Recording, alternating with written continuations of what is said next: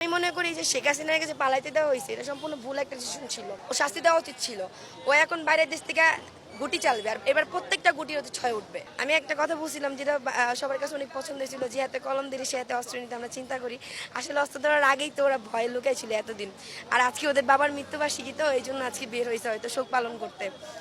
এখন আমি বলবো তোমরা শোক পালন করো, আমাদের সামনে এসে করো, আমরাও তোমাদের সাথে একটু কান্নাকাটি করি। তোমাদের তো দেখি না, তোমরা আলাদা হয়ে থাকো কেন? তোমরা আমাদের সামনে আসো। কারণ আমরা তো আর তোমাদের মতো শুইকা শুকা যাই না যে কোথায় ছাত্র আছে, কোথায় ছাত্রলীগ আছে। তোমরাই শুইকা শুকা আসো কোথায় ছাত্র আছে মারার জন্য। তোমাদের জন্য অধীর আগ্রহে অপেক্ষা করতেছি। আর আমাকে যেটা বলা হয়েছিল 2 দিন আগে যে 15 তারিখে যে আসার জন্য রাস্তায়, আমি আসি, আমি তো ধানমন্ডি 32-এ আসি। তোমরা আসো, তোমাদের সামনে দিয়ে আসতাম, কিছুই তো বললা না, আসো, তোমাদের জন্য ওয়েট করতেছি। আমি কখনো কোনো কিছুর ভয়ে ঘরে লুকাই থাকার মতো মেয়ে ছিলাম না, ভবিষ্যতেও থাকবো না ইনশাল্লাহ। আমি মনে করি যে শেখ হাসিনার কাছে পালাইতে দেওয়া হয়েছে এটা সম্পূর্ণ ভুল একটা ডিসিশন ছিল। ও শাস্তি দেওয়া উচিত ছিল। ও এখন বাইরের দেশ থেকে গুটি চালবে আর এবার প্রত্যেকটা গুটির হচ্ছে 6 উঠবে।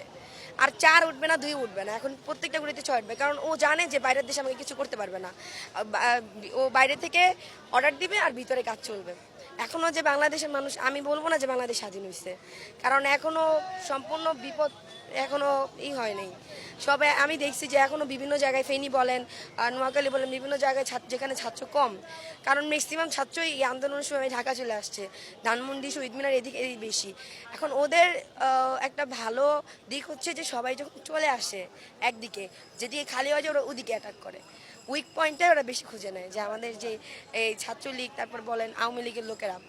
আর আমি যে মোহাম্মদপুরও দেখলাম, কারণ ছাত্রলীগের পোলাবেন দেখলেই চেনা যায় আর স্টুডেন্ট দেখলেই চেনা যায়। ওরা গান নিয়ে বসে আছে, যে আমাদের একটা স্টুডেন্টদের হাতে গান ছিল না। এত আন্দোলনে গান না, গান বলেন, শুধু একটা জিনিস ছিল, ইট আর লাঠি, এই দুইটাই। এই দুটো ছিল আমাদের নিজেরই সেভ করার জন্য একটা হাতিয়ার। আমি যখন আজকে মোহাম্মদপুর থেকে আসতেছি দেখলাম ম্যাক্সিমাম ছাত্রলীগ, আওয়ামী লীগের লোক ওইখানেই বসে আছে। এখানে আসবে হয়তো কিছুক্ষণ পরে, ঝামেলা তো অবশ্যই করবে। আজকে যেহেতু 15ই আগস্ট, ওদের বাবা মারা গেছিলো আজকে, তো হচ্ছে বাবার মৃত্যুবার্ষিকী তো পালন করতেই হবে আজকে, এই জন্য অবশ্যই আসবে হয়তো।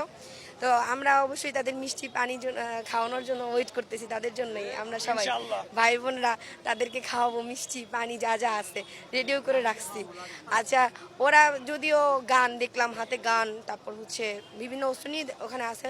তো মোহাম্মদপুরে ওইখানে তেমন স্টুডেন্ট নাই, সবাই যেহেতু ধানমন্ডি, শাহবাগ থাকে, শহীদ মিনার ওইদিকে, ওরা ঘাঁটি পেয়ে গেছে মোহাম্মদপুর। দুর্নীতি যখন আবার শুরু হবে, ছাত্ররা আবার রাজপথে নামবে। রাজপথ ছাত্ররা ছাড়তেছে না। যতদিন দুর্নীতি থাকবে ততদিন ছাত্ররা রাজপথে থাকবে। আপনারা দুর্নীতি ছেড়ে দেন, ছাত্ররা রাজপথ ছেড়ে দিবে। ছাত্রদের ঠেকা নাই যে রাজপথে এসে বসে থাকে, যে আপনারা দুর্নীতি করবেন না তাও বসে থাকবে।